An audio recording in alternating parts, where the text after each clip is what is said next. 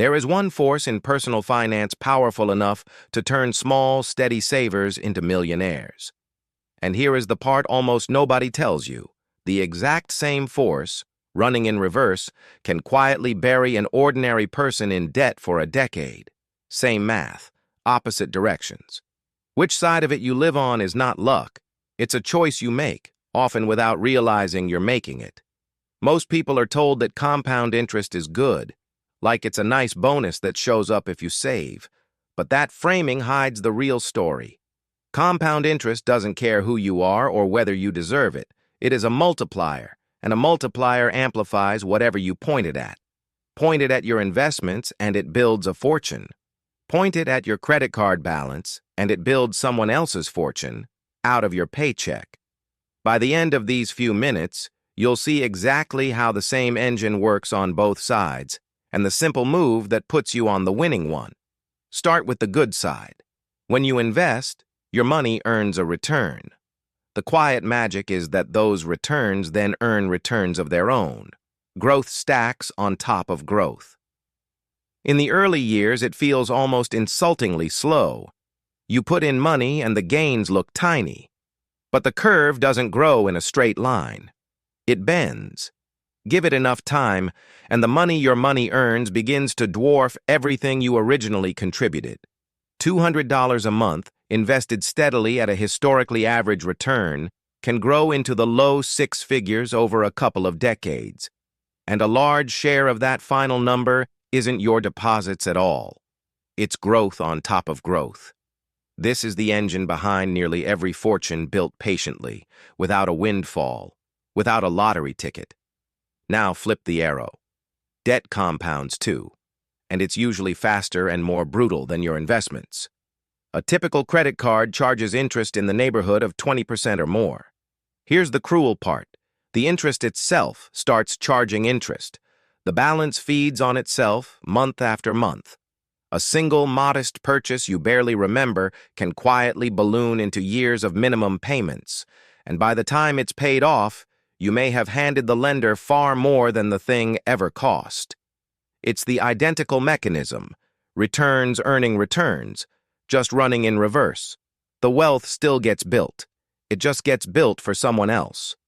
So what actually decides which side you end up on? More than the interest rate, more than the dollar amount, the deciding variable is time. The longer money compounds, the more extreme the result in whatever direction it's pointed. Time is wonderful when you're the investor. It does the heavy lifting you never could on your own. And time is merciless when you're the borrower. Every month a high-interest balance sits untouched. It quietly grows the whole. This is why starting to invest early is so powerful. You're handing the multiplier its single most valuable ingredient. And it's why letting high-interest debt linger is so dangerous. You're handing that same ingredient to the wrong side. Here's where it gets practical, because the play is simple to say, even if it takes discipline to do. First, attack high-interest debt aggressively, credit cards especially, so that compounding stops working against you. Every dollar of 20% debt you erase is a guaranteed return you will not beat anywhere else. Then, the moment that debt is gone, take the exact money you were throwing at payments and redirect it straight into investments, so the multiplier flips and starts working for you. And then the hardest part, give it years, not weeks. Compounding rewards patience and punishes impatience on both sides.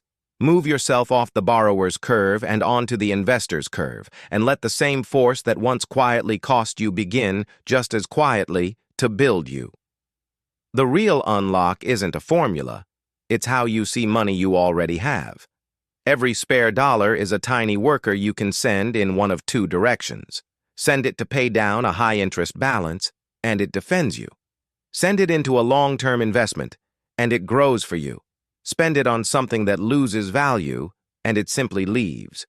None of these are wrong all the time. But knowing which direction you're pointing each dollar is the difference between compounding working for you and compounding working on you. So here's the truth to carry out of this. Compound interest is neither good nor evil. It's a multiplier pointed in whatever direction you set it. Most people let it get pointed at their debt by default and wonder why they feel stuck. The ones who get ahead simply turn it around. They kill the bad debt, they invest the difference, and they give it time. Point the force forward, be patient, and it becomes the single most powerful financial ally you will ever have. If this helped reframe how you see your money, subscribe.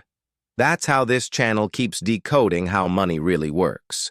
And grab the free net worth tracker linked below to see which direction your own dollars are pointed right now. This is education, not financial advice, and the figures here are illustrative. See you in the next one.